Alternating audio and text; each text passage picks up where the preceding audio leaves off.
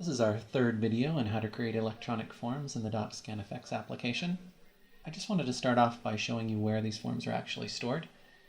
If you look in the installation folder where DocScanFx was installed and go to your resources folder, forms, you'll see in here that there is a JPEG file for each of your forms and then also a text file. And we had been working with this downtime prelim JPEG form, and you'll notice that although this says that it's a text file, all it really is an XML file. It just has a text extension on the file name. But if you're wanting to look into the details of how the actual information is stored, it's just stored as a text file. Again, it's an XML formatted document. So this makes it really easy that if you needed to move these files to another computer's location where you have DocScanFx installed, you can just grab this forms folder and copy it over to the other computer. In addition, within the actual INI file, which you should have had some exposure to at some point now, you can see that there is a forms section, and in this particular INI file, under Common, there is a setting for forms section equals, it's saying basically look for a section called Forms. And so we're going to scroll down here, and that applies to all modes. So we are currently in the Scan Document Multi-Search mode. Scan Document Multi-Search mode settings are right here. It doesn't have its own forms section equals something, so it uses the one from the Common section.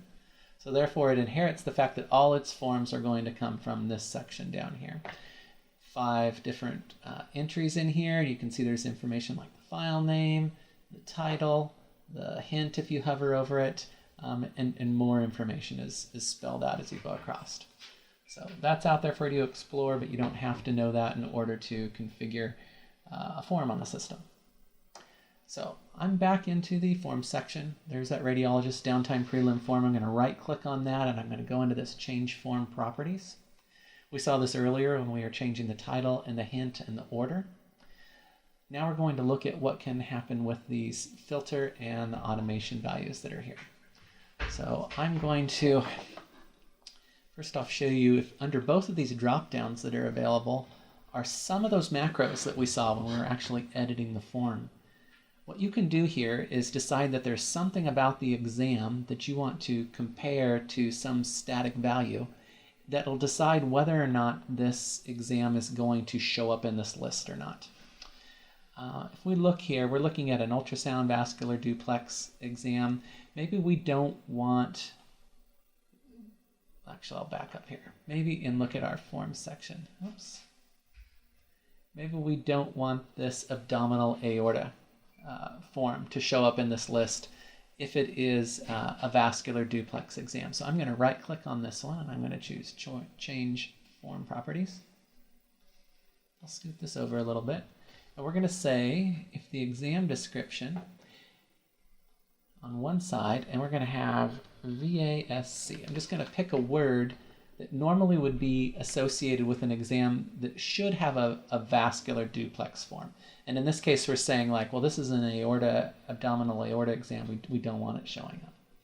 So I put in VASC on this side. It's going to, when this logic fires, it's going to fill in the exam name. And it looks a little bit backwards, but right now the logic is set as is in. So it's saying, is vascular inside of the exam description? If that's true, that would allow this form to populate in the choices list back here. We want to change this to say that it is not in. As long as the word vascular is not in the exam description, it would populate this form. So let's go ahead and save this. And if we look back through our list, we've only got 4 forms now. It's gone away. Now we can get back and see all of the forms again if we just right click and choose show all forms. And you'll notice that any forms that normally would have been hidden have red text next to it. So that successfully worked. Now let's go see whether we can find an exam that isn't a vascular, and then we should see all the forms again. So I'm going to just search for all ultrasound exams from today.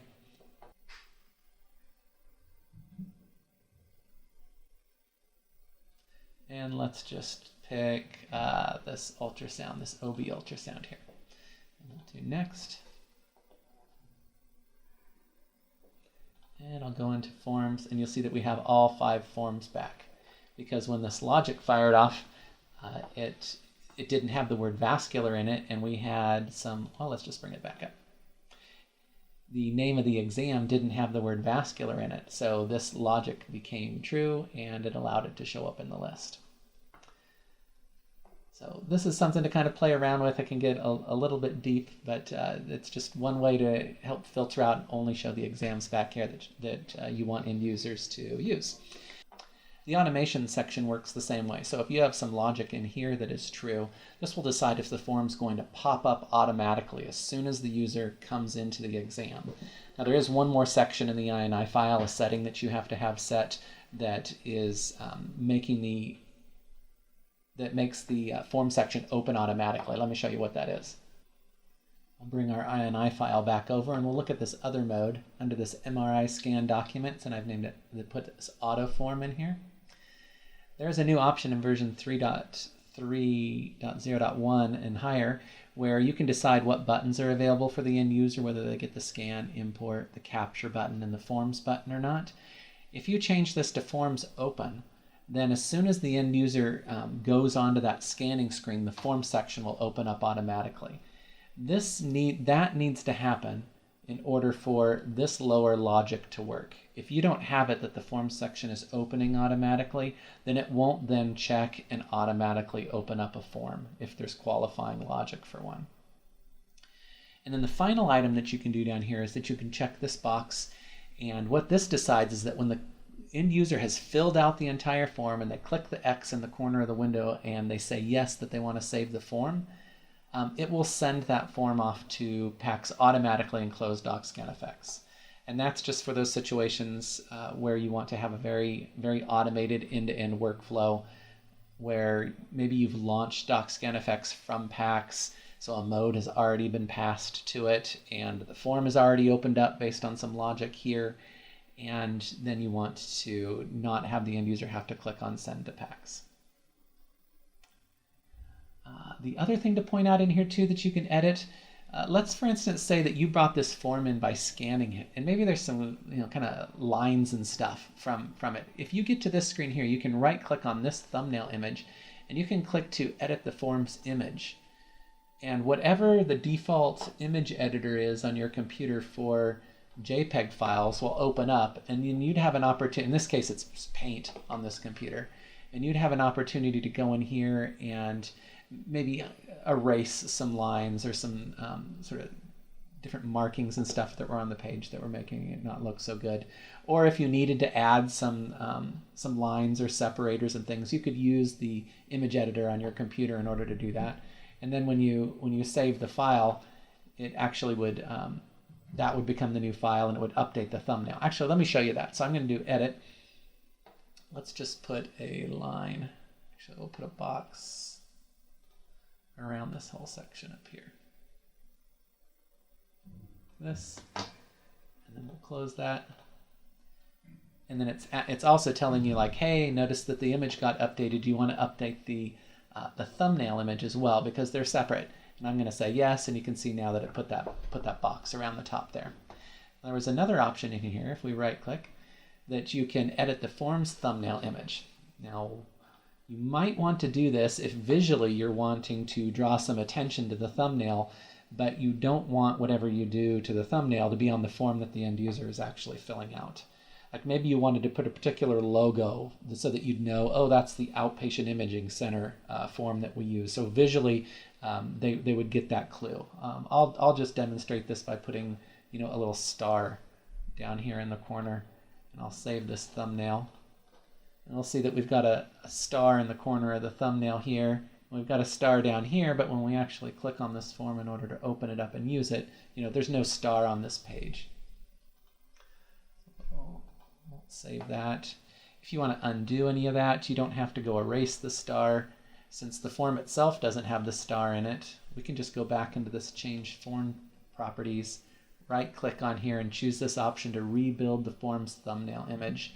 And all that does is it makes a new thumbnail based on the actual form image. So we'll do that, and it's gone, and it's back to just being a normal thumbnail without that star on it. All right, well that is it. That should be enough to get you started creating some forms. If you have any questions, you can contact support@DocScanFx.com or go to our support site at support.DocScanFx.com.